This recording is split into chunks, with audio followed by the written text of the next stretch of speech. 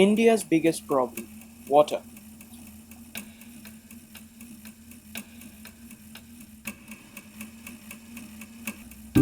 What is the most important thing in the world? Is it your loved ones, your house, a treasured memory, or perhaps it's money? Different people will come up with different answers to this question. But what if I were to tell you there is a substance so important to the functioning of the world? Without it, there will be no life, no society. Look at this pyramid. This is Maslow's hierarchy of needs. It details everything a human needs from conception to death, from basic things as physiological needs to more complex philosophical needs. This pyramid is built in a way so that the most important parts of the human needs are at the foundations. As such, the above portions of the pyramid cannot function if the following needs given below are not fulfilled. Although this is a shorthand, this pyramid represents a healthy human at a smaller scale and the society at a larger scale. In this video, we'll be focusing on the most important substance in the world: water. Where is Earth's water? 95% of water on Earth is unusable for humans. It is salty. It is in the oceans, and only 2.5% of Earth's water usable for humans. Of the 2.5% of usable water, only 1.2% is on the surface. Where is the rest? All locked up under the ground in aquifers, permafrost, glaciers, and ice caps. Of the water available to humans on Earth, only 0.3% supports life. Major sources for water usage.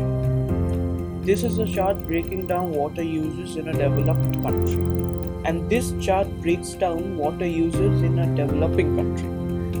The difference between the two: in the developing country is the sector most responsible for water usage is agriculture, and for the developed countries the sector most responsible for water usage are power generation. This is a breakdown for water usage in India. India's biggest problem: water. India has 4% of Earth's fresh water and 17% of Earth's population. Remember this figure because this will get worse. This is China's demographic and this is India's. Notice something? The youngest generations are smaller than the older generations. This is because China's one-child policy and rapid economic growth. In China, each generation halves its population. That means China's population growth is over. In 2021, according to independent monitoring sources, China's population actually shrunk, even with the most optimistic projections, putting China's population to decline by 400 million by the century's end. Now let's look at India. India's population demographic is stable, nothing as drastic as China. But remember, the figure I said was going to be important later. India has 4% of Earth's fresh water and 17% of Earth's population. 17% of Earth's population is 1.34 billion. India's current population is well over this figure, between 1.36 billion to 1.39 billion. But the current population is not the issue. The biggest issue is that India's current population is not stable. This is a stable population pyramid, which means the population will neither shrink nor grow. And this is India's population pyramid. India hasn't reached this shape yet. However, the good news is due to economic growth and urbanization, India's population growth in real terms has ended. India's population is going to shrink in the next 40 years. The youngest generation in India at its peak had a youth population of 380 million. Today, it's 360 million. This number is more impressive if taken in consideration that in India, the population growth is uneven. This is a fertility map showing the states of India. The average fertility of India is 2.2 per woman, but that is averaging all of India, the low fertility states and the high fertility states. Let's take West Bengal as an example. This is the state's fertility rate, demographic pyramid, and average age. It's a similar story in the south and other respective states. These states managed to control the population through economic growth, urbanization, and planned families. These states did not. India's population growth is primarily due to these states. This is India's water usage, and this is a developed country's water usage. Notice anything? As a country develops, the country uses more water and the percentage of water use in power generation increases from increasing population and development. Meaning, India's water infrastructure needs to work harder to clean the water we do use. But India's water management is subpar. It leaves a lot to be desired. The biggest challenge for India is cleaning the water and using it correctly. Solving India's water problem. India can solve its water problem by doing a few simple things. We first need to recognize India as an agricultural society. Most of the water used in India is for agriculture. And most of that water which is used comes in the form of groundwater. We, of course, can use less water, save water, collect and use rainwater. But that won't solve the problem. The real issue is why India is a water-stressed country. A. India's population is still growing, and B.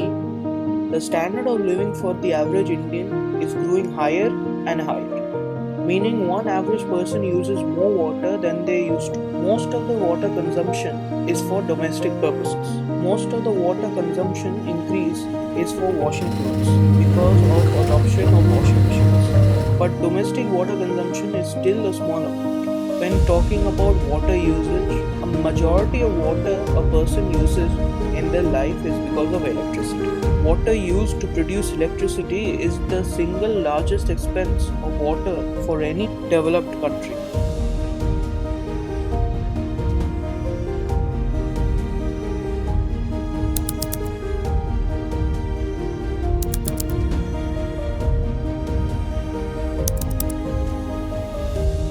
When India becomes a developed country, its water consumption will go from this to this.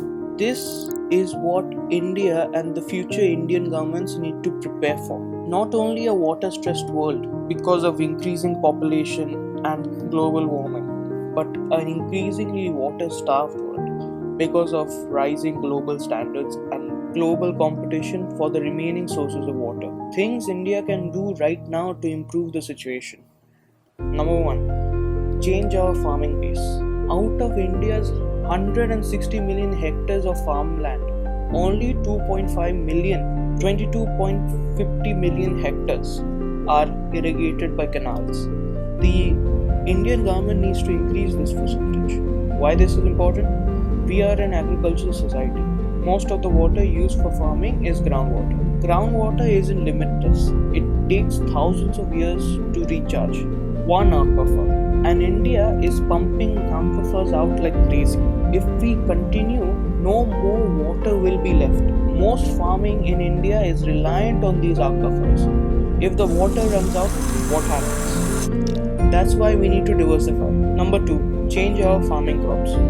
India is the most advanced agricultural country in the world. India is agriculturally self-sufficient. We export more food than we eat. India's agricultural practices are efficient and well balanced. India grows and produces crops it needs, which can grow in the proper climate and soil. However, I still think some crops should not be grown in India, namely cotton and coffee. Why cotton and coffee should not be grown in India? Because A. Cotton agriculture depletes the soil faster than any other crops, and I don't think we should be growing crops that handicaps us after a few good years.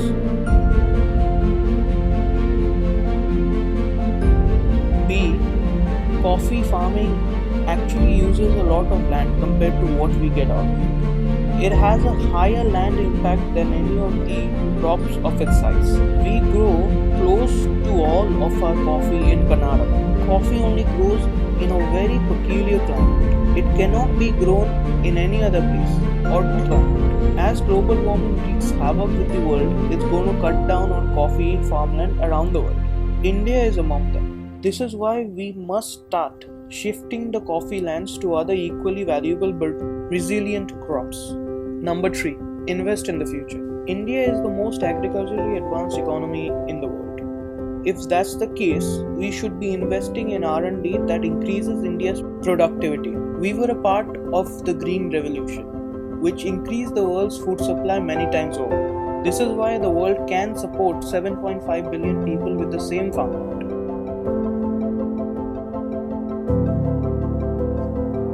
Now we need to be part of a new revolution, the brew revolution. As people grow rich, they want to eat meat. Seafood is the best meat to fight against climate change. And if any country can industrialize the fishing industry, it's going to change the world.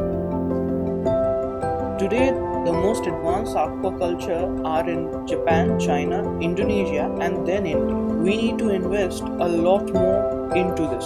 For everyone's sake, we cannot take this lightly. 4. Control our rivers. This is India's Gangetic Plain. Our food comes from here. Any breach of this region should be taken as a deliberate attack on India and its people. All of the waters of these rivers come from here.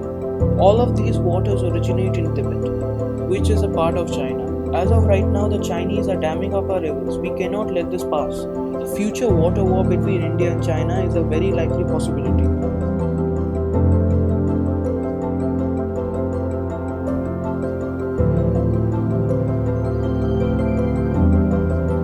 And if this happens, it will escalate to a world war.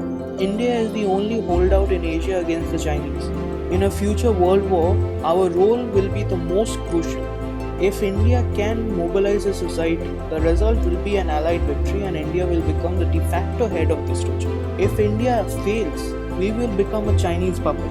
And after 1,000 years of foreign rule of India, I am willing to fight till the bitter end to keep India independent. My biggest fear is, does the average peasant in India care about the nation's survival to fight? Do they have a continued stake in the country to fight even after the loss of the capital? Or will they do, like every single time in India's fucking history, compromise, because as long as they are not bothered, they won't care, they won't fight. If we continue telling the people worry about their religion, don't be shocked when they won't care about the country. Number 5. Water treatment. We need to start respecting the water we have. Many countries have excellent pollution, low waste records. Why is it India has so many of the polluted cities? We cannot hide and make excuses anymore. We need to amend. Fix our water pollution is easy. Identify the industrial sewage runoff and divert it to water treatment plants. It literally is that simple. But sadly for the country, the politicians find this issue a mild hindrance and lack political will. Hopefully, what recent years have shown us, this is change, but still lacks the urgency the situation demands. Conclusion. The gravity of the situation is immense, but with good law, good governance, and good leadership, we can win. We can make India an enviable country. But first, we need to take care of our water.